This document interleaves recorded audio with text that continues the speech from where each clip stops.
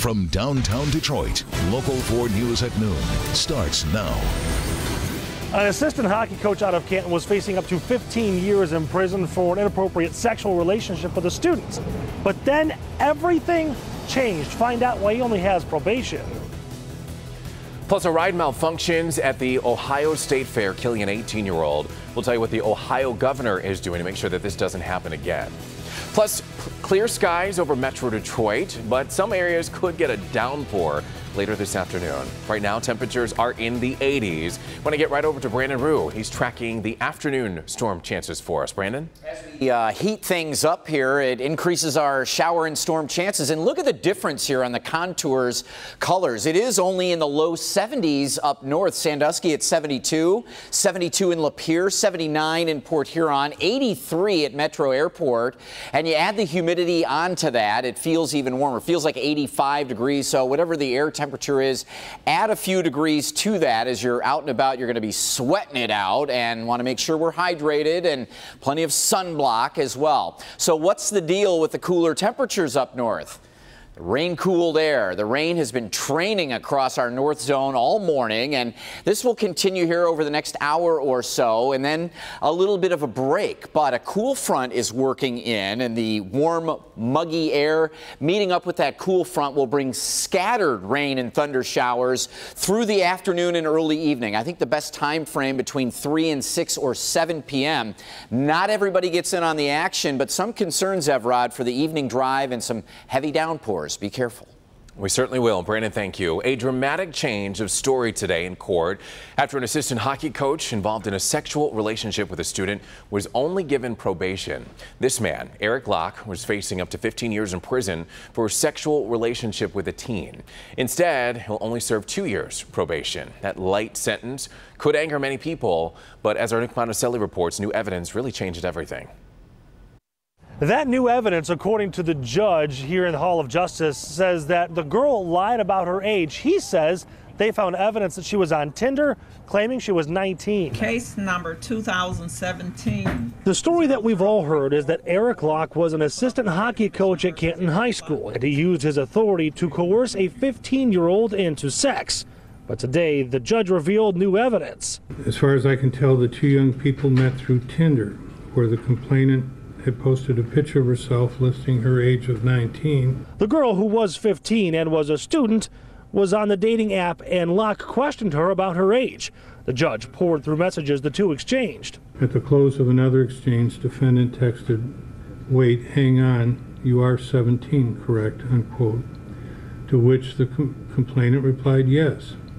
And the exchange continued, "Okay, haha, any younger and we would have a problem," with a emoticon. All of this came out after the girl's mother found out about the relationship and called police, who within a day of finding out, arrested Locke for criminal sexual conduct. The complainant in this case might not have told her mother everything that was going on. Locke was facing up to 15 years in prison. Now, he'll serve just 2 years of probation, and if successful, his record will be sealed, as if this never happened. I think it's a warning, too, to all young people that, if you go on Tinder, don't believe everything you see on Tinder, especially when it's talking about ages. Judge Scott also made it very clear that he is not blaming the victim in this case, but he did want to give the defendant, Eric Locke, a second chance, given the circumstances.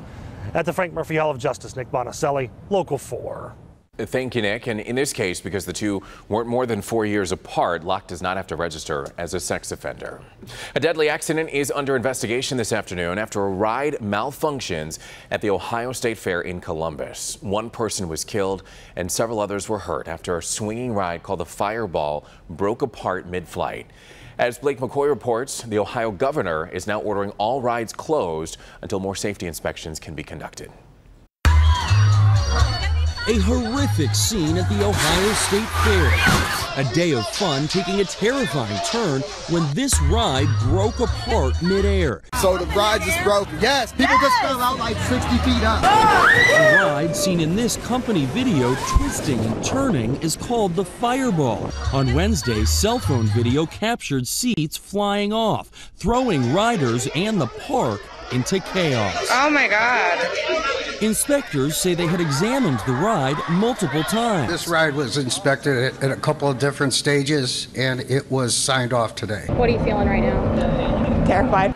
Real tragedy, that's all I can say. The injured transported to local hospitals in and around the Columbus area. Right now we're at a very early phase, so we're still even in the process of characterizing some of these injuries. The Ohio State Fair is an annual tradition, attracting hundreds of thousands of people each year. The fair is about the best things in life, and then with this accident, it becomes a terrible, terrible tragedy. Records show the Fireball had just passed a series of inspections yesterday, and several parts had been replaced back in May. Of the 7 people injured, 3 of them are in critical condition. At the Ohio State Fair in Columbus, Ohio, I'm Blake McCoy, NBC News. Pretty scary video there. As of now, the fair is still expected to run through August 6th. A fire in Livonia damages 2 homes and an RV. That fire started this morning on Angling Street near 8 Mile Road earlier this morning. The fire started when the RV caught fire in the driveway of one of the homes and then spread to one home and scorched the exterior of the other home. Thankfully, no one was hurt, and the cause of the fire is still being investigated. A Wayne County driver facing charges now in connection to a crash that killed one of his co-workers and is expected to face a judge today. It was back in March. 47-year-old David Wolf and another worker were patching potholes in Taylor when they were hit from behind by a county truck. Wolf died from his injuries while the other worker was seriously hurt. The driver of that truck expected to be arraigned on reckless driving charges as early as this afternoon. Today, Senate Republicans and Democrats will start debating new ways to overhaul Obamacare. And that's after a bill that would have repealed the Affordable Care Act in 2 years failed on Wednesday. Now on the table is the so-called skinny repeal. It could be voted on as early as today. The bill aims to get rid of some taxes and penalties for not buying insurance. Fiat Chrysler has released its second quarter earnings, and the automaker's profits tripled this quarter. The automaker says it earned a record $1.35 billion. That's actually up 200% compared to last year. Fiat Chrysler says the profits were driven by its improved Maserati brand, as well as improvements in Latin America and in Europe. All right, still ahead, some video that you just have to see. New video that captures a police officer wrestling a suspect in Florida. But this suspect was not a human. It was actually a massive alligator that would not get off someone's front porch. Plus, a woman says she bought a $300 vacuum cleaner from Target only to be extremely disappointed. Wait till you find out what was inside the box that had her going back to the store for an immediate apology. But first, a Good Samaritan helps rescue a boy after a boat capsizes with 12 people on board. That story and a whole lot more coming up next. High-ticket luxury appointment rental living in a community I think you'll be shocked to see. Welcome back. A child has to be rushed to the hospital after a boat capsizes in Massachusetts' Cape Cod Canal. 9 children and 3 adults were on board the 18-foot boat on Wednesday when it overturned. Rescuers pulled 11 people from the choppy water, but one child, a boy, was still missing. Diver Michael Margolis just happened to be nearby and already suited up when he heard the radio call for help, and he came and dived right into the water and was able to find that boy underneath the boat. Everything was upside down, pretty hairy dive, opaque, visibility, low visibility, and I was able to recognize the life preserver and pull the child lodged from underneath the boat. And thank goodness for his quick acting. The boy received CPR soon after he was brought up from the water. He is still in the hospital, but investigators right now are working to try and determine why that boat capsized in the first place. Now over to Kansas City, where firefighters pulled a woman from her car just moments before the vehicle was being swept away. Floodwaters, heavy rainfall overnight led to flash flooding across the city with up to 7 inches of rain falling. There's the video on your screen. It's pretty intense. The flooding shut down roads and left drivers like this one stranded. This was just one of several rescues from overnight. Well, this is kind of bizarre. A woman tries to buy a vacuum cleaner and gets involved in quite the mess. So this Texas woman bought a vacuum cleaner at a Target store down in Houston on Sunday. However, when she opened the box, this is what she saw inside. Not what she thought she was buying. Instead, she found towels, rocks, and that can of Hormel chili inside. Then she says when she went to return the box to the store an hour later, she was told that they couldn't fix the problem. I was taken aback. I was like, nothing. How can you say you cannot do anything? And I did raise my voice because it was a shock to me. It was first a shock when I got that, and then this. This is really bizarre. Target later issued a statement to her and apologized. Store officials say that they'll return her money and get her a new vacuum cleaner free of charge. Hold the chili in the rocks. Body cameras now show a Florida police officer's daring attempt to try and capture this alligator here that made its way onto a home's front porch. We'll show it for you closer so you can see for yourself. The unwelcome guest was curled up by the door. And to capture it, Officer Alfredo Vargas tried some techniques that he had learned at an alligator rescue center about 13 years ago. Kind of hard to believe that he remembered it, but his rope failed when trying to capture the alligator. So Vargas decided, oh, let me just cover the alligator's eyes. Well, that's when it stopped fighting, and Vargas was able to grab it with his bare hands, and the gator is now back where it belongs. Not me. When you pick up the phone, do you ever wonder, is the person on the other end trying to pull a fast one? You may be surprised to learn how many phone scams are out there right now. We have all the information you need to know. Coming right up. Thank you, Hank. And looking at the temperatures out there, 83 feels like 85, but notice to our north, 60s, 70s. Cooler air coming in for your Friday, even a couple of showers possible, but we'll look at that and your weekend numbers. It's not too far away. Next. A swimmer out enjoying a beautiful day on the water, when suddenly he's in danger.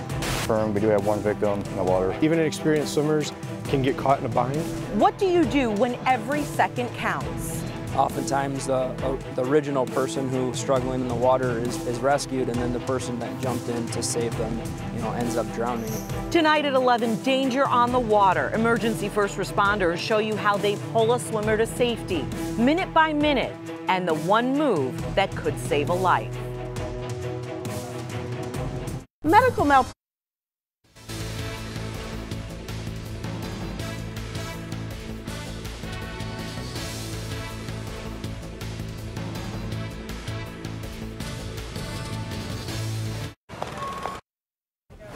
All right, welcome back, everybody. Meteorologist Brandon Root joining me now, and this is my type of forecast because I can stay inside. Yeah.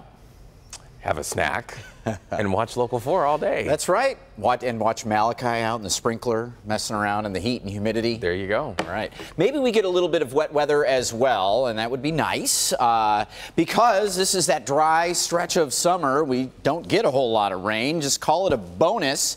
One concern is soaking downpours at the wrong time, maybe during the evening drive. Certainly not expecting a big widespread coverage of this hit or miss stuff. And it's warm and muggy. 83 feels like 85, especially when we get some of this hazy sunshine busting out. But it has been locked in the 70s all day with rain training in our north zone, mainly north of M59 here. Still have some showers through Sanilac County into the St. Clair County, Port Huron area. Over the next hour or so, this will start to fizzle out. We'll still be warm, watching a cold front, so it's warm and steamy meets a cold front. We don't have a ton of moisture to work with here, so I think the showers and storms will be spotty, but enough energy for localized downpours that could be maybe some hydroplaning out on some of the roads. So something to watch for. 85 degrees, again, feeling like 87, 88. Make sure you're hydrated. Make sure you're finding some shelter or shade, some AC. Overnight tonight, after the cold front, a very pleasant cool down, maybe even windows open kind of a thing. 64 degrees. I think windows open tomorrow, no doubt about it. Waves are a foot or less. We've had southwest winds turn to north winds, and they're not real strong, so we have waves of a foot or less on all of our big lakes. And it's been warm enough here the last couple of weeks where the water temperatures are in real good shape. But just make sure life jackets and just make sure everybody is prepared for just in case. You never know. You get a little wake, you get a little something like that. But it is certainly boating kind of weather in spite of some of this wet weather to our north. And you see the cold front here. It is a little bit stalled out by this stationary front just south of us. So we have weather trying to come at us from two different directions, and we're just sort of stuck here in the middle. It looks like, again, with that afternoon heat meets the cold front, shower and storm chances do increase. The model isn't real convincing, and again, we're not real convinced that we're going to see a ton of activity. After the cold front, again, a nice night tonight, tomorrow only in the 70s, and the winds are going to be whipping off of Lake Huron or out of the northeast, and that keeps us all in the 70s tomorrow, with a few spotty midday showers, especially south of I-94 Friday. Look at the weekend, Evrod. This is as good as it gets. Near 80 both days. Humidity is low. Very comfy sleeping weather through the weekend, down into the 50s overnight. And most of next week looks pretty dry as well. Probably get a little wet weather Wednesday into Thursday. Oh, and I cannot wait for this weekend. Brandon, thank you. This afternoon, we've got a warning for you about phone scams. If someone falls victim, it could be costly. Our consumer investigator, Hank Winchester, reveals the most common phone scams that he's seeing this summer. We get hundreds of tips and calls from our viewers every week here at Help Me Hank, and so many of those tips involve people calling about phone scams, asking if the person on the other end of the line is trying to rip them off. Now, the hottest scams of the summer. When the phone rings, unfortunately, the person on the other end may be a scammer. And the more I listened to it, the more I thought it was just a scam or hoax. We've been hearing a lot about the fake IRS scams. Still, now, the #1 thing you need to know is the IRS will never reach out to you via phone and ask you for an immediate payment. These people just seem to have no empathy, no sympathy. They know they're doing wrong. Another very common scam, someone calls you telling you there's something wrong with your computer. That's not how legitimate computer security companies work. This woman made sure she didn't fall for their trick by doing something very smart. I Googled that phone number and found a whole list of people who had been contacted by this lady. Another scam we're hearing a lot about right now, the fake utility bill scam. DTE has been putting out the warning. Scammers have been calling customers posing as DTE representatives, asking for payment. Many of these scammers ask for prepaid debit cards of some kind. That is a huge red flag that something is not right. We have more information about these scams, also advice from the experts. We're going to put everything you need to know on the Help Me Hank page at clickondetroit.com. I'm Hank Winchester. Back to you. Good information. Thank you, Hank. Still ahead, a major leaguer gets thrown out of a game after some, well, you could say hilarious antics. We'll tell you what he did while he was warming up that had an umpire pretty ticked off. 100.5